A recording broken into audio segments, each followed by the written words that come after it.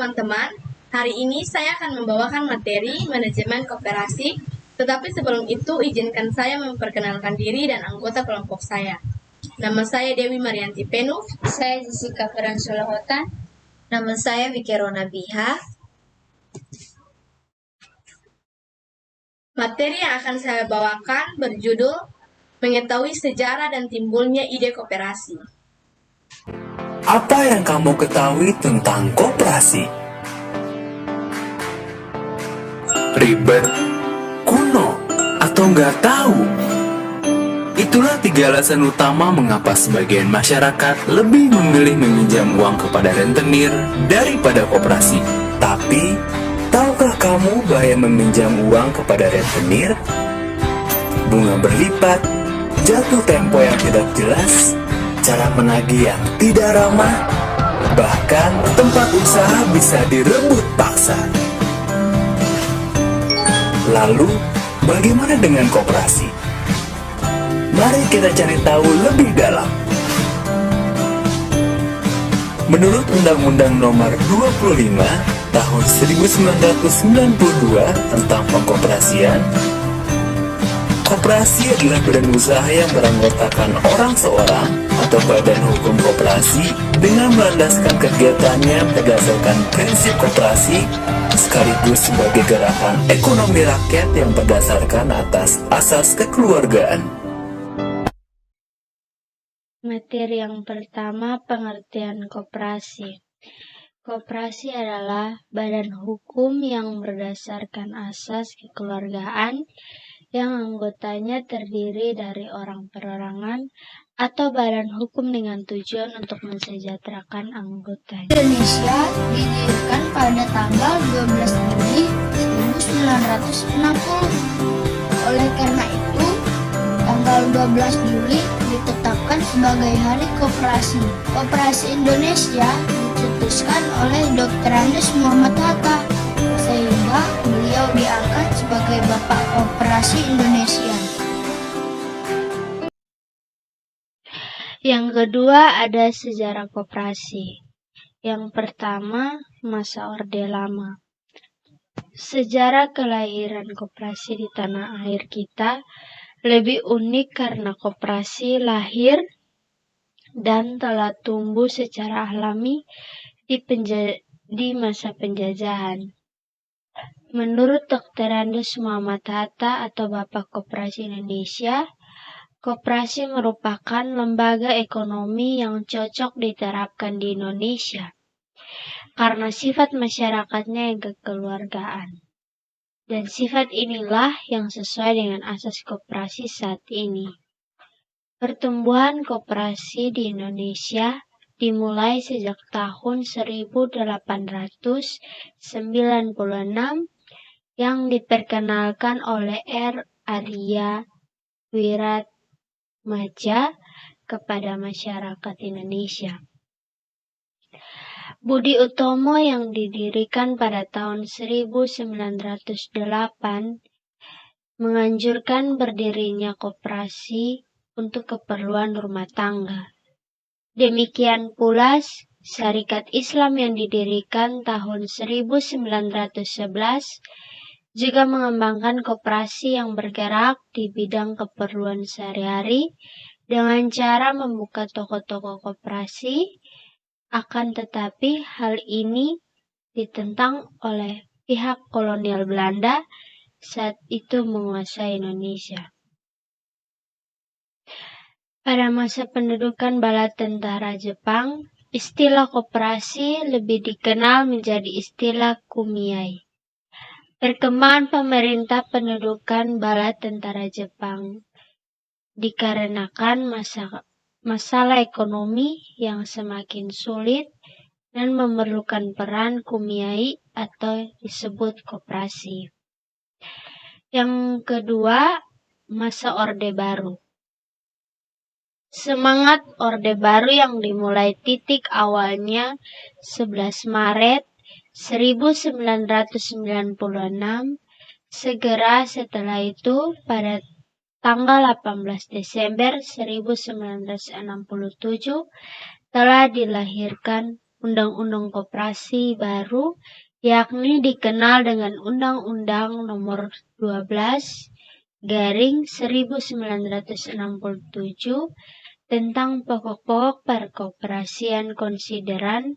Undang-Undang Nomor 12 garing 1967 tersebut adalah sebagai berikut. Bahwa Undang-Undang Nomor 14 tahun 1965 tentang perkoperasian mengandung pikiran-pikiran yang nyata-nyata. Bermula dari sebuah asa dan keinginan untuk mengangkat derajat kesejahteraan. Koperasi hadir membawa manfaat untuk negeri sebagai penopang ekonomi rakyat yang mandiri.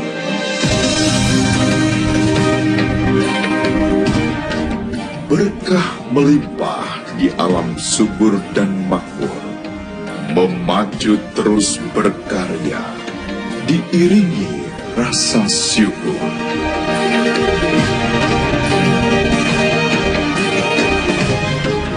Bekerja lebih keras demi amanat mulia untuk menuju kesempurnaan Koperasi Indonesia. Lambang baru, semangat baru.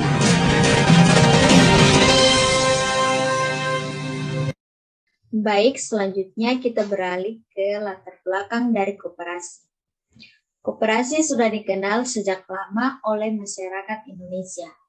Badan usaha yang menjalankan kegiatan usahanya berdasarkan atas asas kekeluargaan. Ini juga telah cukup banyak membantu meningkatkan perekonomian masyarakat dan pembangunan nasional. Koperasi sendiri di Indonesia pertama kali diperkenalkan oleh Arya Wiryatmaja di Purwokerto, Jawa Tengah pada tahun 1896. Dia mendirikan koperasi kredit dengan tujuan membantu rakyatnya yang terjerat hutang dengan rentenir. Koperasi tersebut lalu berkembang pesat dan akhirnya ditiru oleh Budi Utomo. Dalam sejarah, berbagai negara telah mencoba untuk membangun sistem ekonomi koperasi, menyusul negara Inggris sebagai pendahulu, mulai dari Prancis, Jerman, dan diikuti oleh negara-negara lain. Tidak ketinggalan pula, Indonesia mencoba memperbaiki ekonomi dengan mengembangkan sistem ekonomi koperasi di bumi Indonesia tercinta ini. Namun seperti yang kita lihat sekarang, sistem ekonomi yang diterapkan belum cukup menangani kebobrokan ekonomi Indonesia. Maka dari itu kita perlu melihat kembali sejarah perkembangan ekonomi Indonesia untuk sedikit menyadarkan bahwa sesungguhnya sistem ekonomi koperasi tidak kalah dengan sistem ekonomi yang lain dan bahkan lebih baik dari sistem-sistem yang ada di Indonesia saat ini. Bersifat sukarela dan terbuka, pengelolaan dilakukan secara demokratis,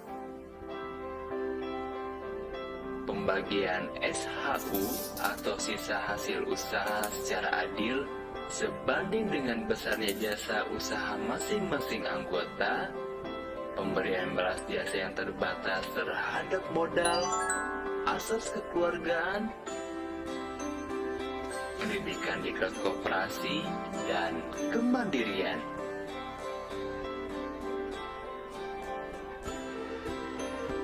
Ada 5 jenis koperasi.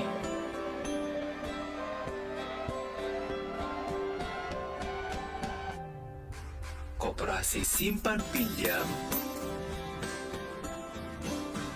koperasi konsumen, koperasi produsen, koperasi jasa, dan koperasi pemasaran. Fungsi aturan koperasi adalah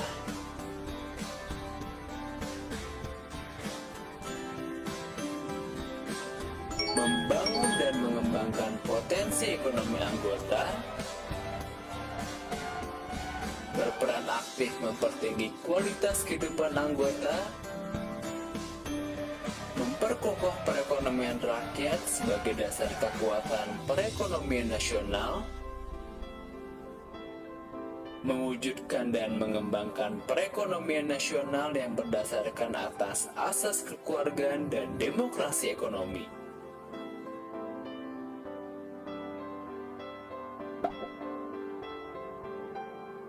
Syarat membentuk koperasi primer dibentuk sekurang-kurangnya 20 orang, dan koperasi sekunder dibentuk sekurang-kurangnya oleh 3 koperasi. Pembentukan koperasi dilakukan dengan akta pendirian yang memuat anggaran dasar.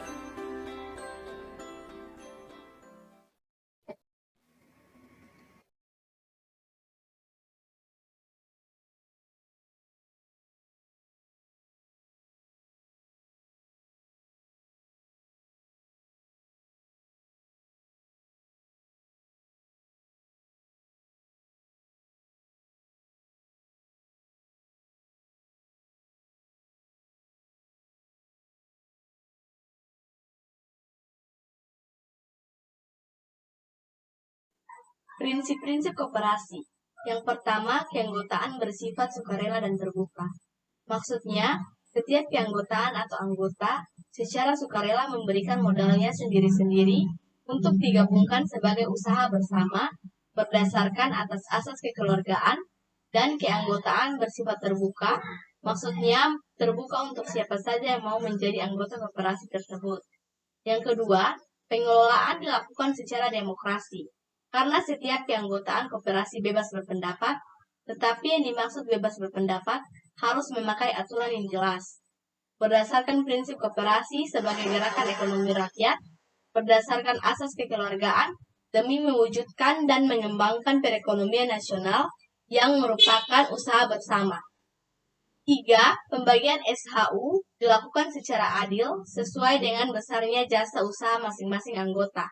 Maksudnya, setiap hasil usaha atau SHU adalah jasa dari masing-masing anggota dan modal dari masing-masing anggota. Jadi, pembagian SHU setiap anggota harus dibayar secara tunai karena di sini setiap anggota adalah investor atas jasa modal. Selain investor, anggota koperasi adalah pemilik jasa sebagai pemakai atau pelanggan. SHU juga merupakan hak dari setiap anggota koperasi. Yang keempat, pemberian balas jasa yang terbatas terhadap modal. Pembelian balas jasa di dalam anggota koperasi terbatas oleh besarnya modal yang tersedia. Apabila modal sedikit, pembelian balas jasanya juga sedikit. Dan begitu juga sebaliknya, jika dilihat dari besar kecilnya modal anggota itu sendiri. Yang kelima, kemandirian. Maksudnya, setiap anggota mempunyai peran, tugas dan tanggung jawab atas setiap usaha sendiri. Selain itu, anggota koperasi dituntut berperan secara aktif dalam upaya mempertinggi kualitas dan bisa mengelola koperasi dan usaha itu sendiri. 6. Pendidikan perkoperasian. Maksudnya, pendidikan perkoperasian memberikan bekal kemampuan bekerja setelah mereka turun ke dalam masyarakat karena manusia di samping sebagai makhluk sosial, juga sebagai makhluk individu. Dan melalui usaha-usaha pendidikan perkoperasian dan partisipasi anggota sangat dihargai dan dianjurkan dalam kehidupan koperasi. Selain itu, juga melalui pendidikan perkoperasian, setiap orang dapat memenuhi kebutuhannya masing-masing. Yang ketujuh, kerjasama antar koperasi. Maksudnya, adanya hubungan kerjasama antar koperasi satu dengan koperasi lainnya untuk mewujudkan dan mengembangkan perekonomian nasional yang merupakan usaha bersama, dan dengan adanya kerjasama antar koperasi dapat mewujudkan kesejahteraan koperasi tersebut.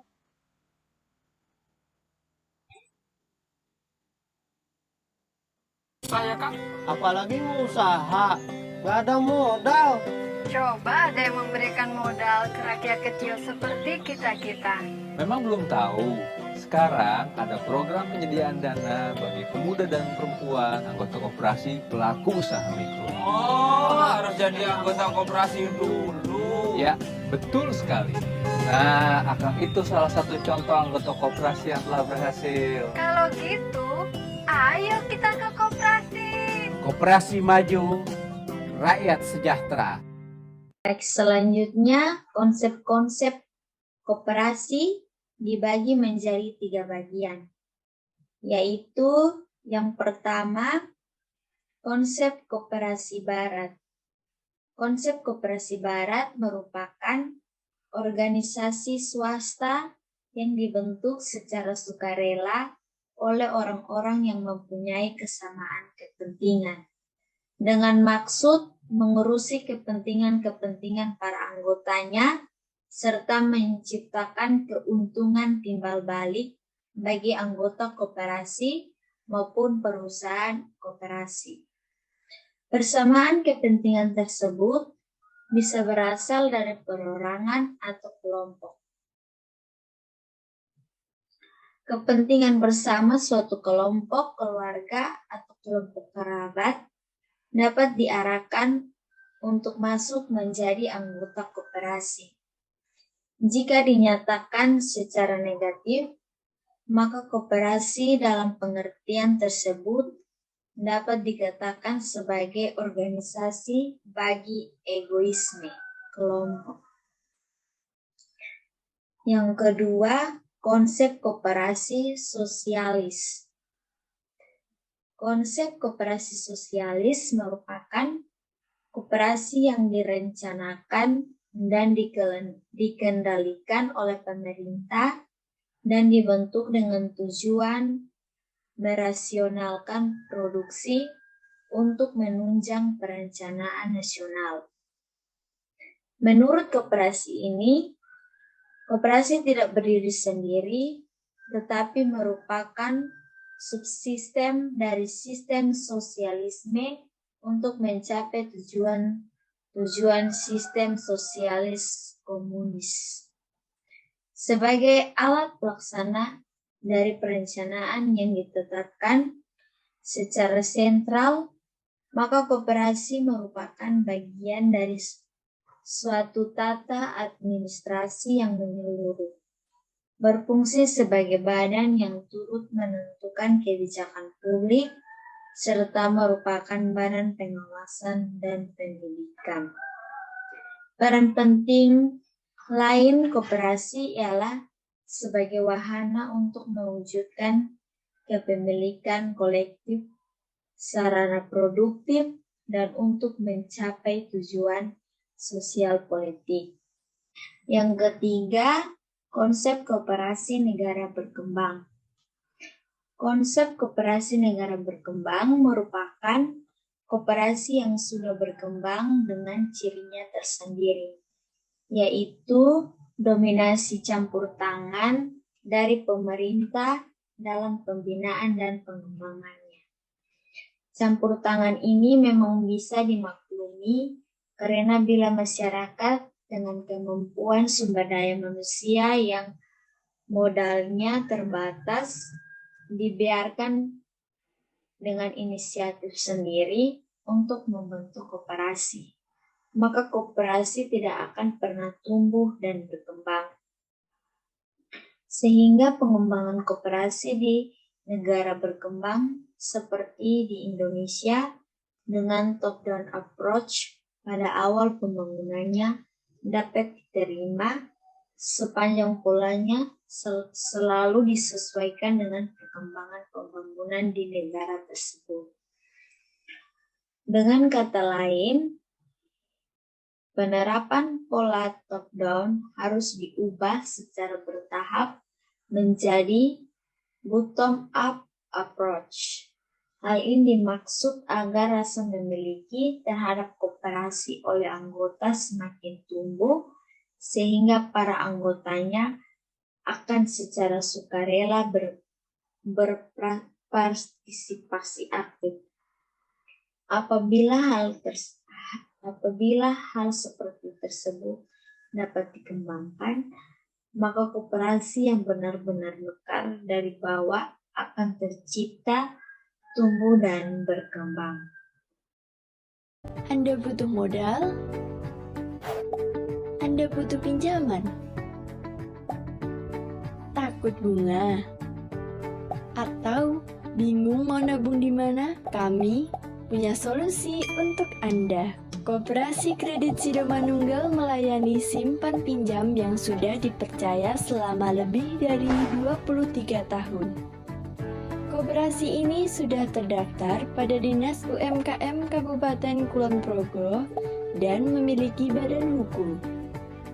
Koperasi Kredit Sido Manunggal mengelola kegiatan simpan pinjam secara jujur, profesional, serta memberikan pelayanan purna waktu dan sebaik-baiknya. Mari bergabunglah bersama kami dengan cara mendaftarkan diri Anda sebagai anggota koperasi dengan ketentuannya sebagai berikut. Berdomisili di wilayah Yogyakarta dan sekitarnya, memiliki usaha yang produktif, bersedia mematuhi aturan koperasi, bersedia aktif dalam kegiatan koperasi, dan melengkapi formulir dan persyaratan yang tersedia di kantor.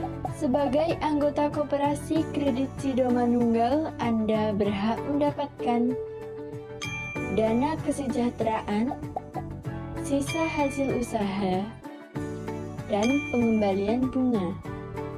Dengan syarat dan ketentuan berlaku, wujudkan mimpi Anda bersama kami dengan mengunjungi kantor kami yang beralamat di Sedan Sidorejo, Lendah, Kulon Progo, Yogyakarta. Apa alasan bangsa Indonesia berkooperasi? Yang pertama, alasan historis. Sejarah mencatat bahwa pendirian koperasi sedikit banyak juga dipengaruhi oleh perjalanan historis sebuah bangsa. Misalnya pendirian koperasi Rochdale di Inggris dan di beberapa wilayah lainnya di Eropa. Tidak bisa terlepas dari perjalanan historis yang dialami oleh negara-negara tersebut pada saat itu. Dimulai dari zaman merkantilisme, revolusi industri di negara-negara Eropa, serta kaum kapitalis yang berhasil mendominasi untuk mencapai perumusan kebijakan ekonomi dan dunia politik, pemerintah, serta dunia barat yang berusaha untuk menguasai negara-negara di belahan dunia atau kolonialisme. Yang kedua, alasan politis. Suatu perkumpulan yang didirikan oleh orang-orang yang memiliki kemampuan ekonomi terbatas yang bertujuan untuk memperjuangkan peningkatan kesejahteraan ekonomi mereka dengan mendirikan sebuah koperasi untuk merealisasikan tujuan tersebut. Orang-orang yang bergabung dalam sebuah koperasi tersebut secara tidak langsung telah menjadi suatu kekuatan politis.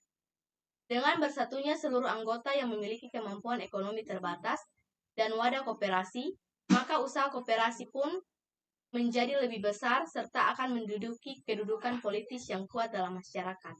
3. Alasan ekonomis. Alasan ekonomis adalah pertimbangan kemanfaatan ekonomis yang akan diperoleh seseorang bila ia bergabung dalam anggota koperasi. Jika koperasi didirikan tanpa sebuah alasan ekonomis, maka yang akan terjadi adalah sulitnya dipertanggungjawabkan tujuan untuk mendirikan koperasi. Yang keempat, alasan sosiologis. Selain memiliki kebutuhan ekonomi, setiap manusia juga memiliki kebutuhan sosial. Adanya naluri manusia untuk selalu mempertahankan diri, bergaul serta tolong-menolong, perasaan dihargai, dan lain-lain. Upaya untuk memenuhi kebutuhan tersebut, maka orang-orang yang memiliki tujuan yang sama menyatukan diri dan didirikanlah sebuah koperasi untuk saling membantu dan mengatasi, mencukupi kebutuhan yang dirasakannya itu secara bersama-sama. Yang kelima, alasan yuridis. Pendirian koperasi di berbagai negara dilindungi oleh undang-undang atau sebuah landasan. Landasan ini bertujuan untuk menjamin pendirian koperasi serta pelaksanaan kegiatannya. Alasan yuridis ini merupakan dasar yang secara langsung ikut menciptakan timbulnya suasana berkooperasi dalam sebuah masyarakat agar mendorong masyarakat untuk saling bekerja sama dan bersatu. Jadi, anggota koperasi dapat terdiri dari orang-orang yang memiliki aktivitas, kebutuhan, dan tujuan yang sama, seperti pegawai, pelajar, petani, peternak, dan lain-lain. Misalnya, sekelompok petani di suatu desa masing-masing menjual padi seharga Rp4.000 per kilogram. Karena saling bersaing dengan petani lain, posisi tawar-menawar masing-masing petani menjadi rendah karena harga yang ditetapkan harus dapat bersaing.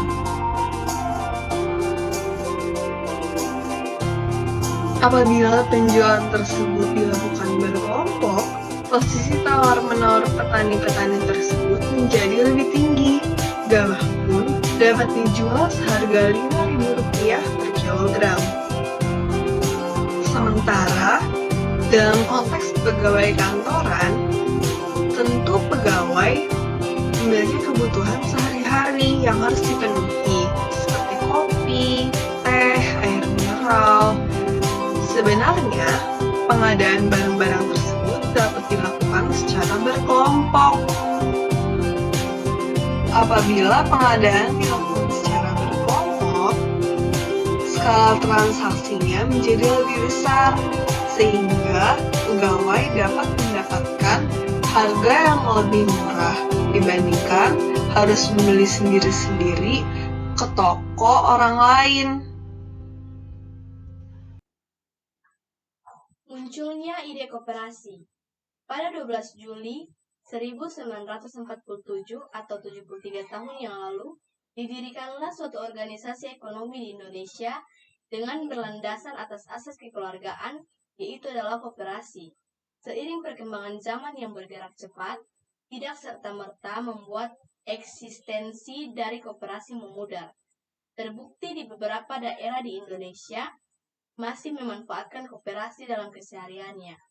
Ditetapkan tanggal 12 Juli ini terkait dengan penyelenggaraan Kongres Koperasi pertama sesuai dalam buku garis-garis besar Rencana Pembangunan 5 tahun 1956 sampai 1960 yang diterbitkan Biro Perancang Negara dan dicetak oleh Percetakan Negara.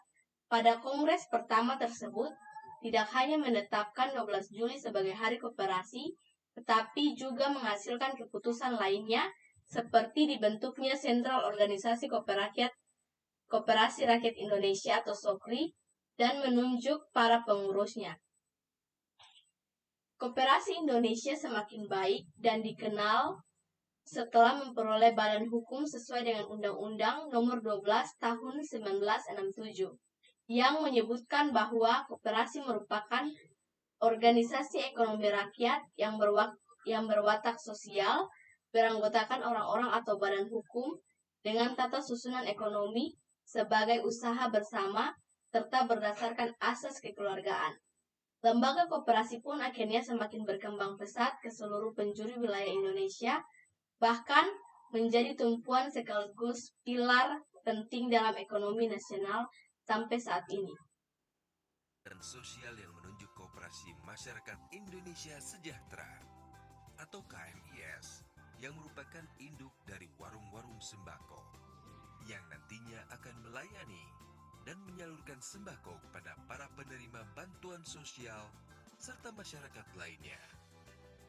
Dalam proses kerjanya, Koperasi Masyarakat Indonesia Sejahtera melakukan order barang kepada Bulog dengan menggunakan aplikasi Masyarakat Indonesia Sejahtera.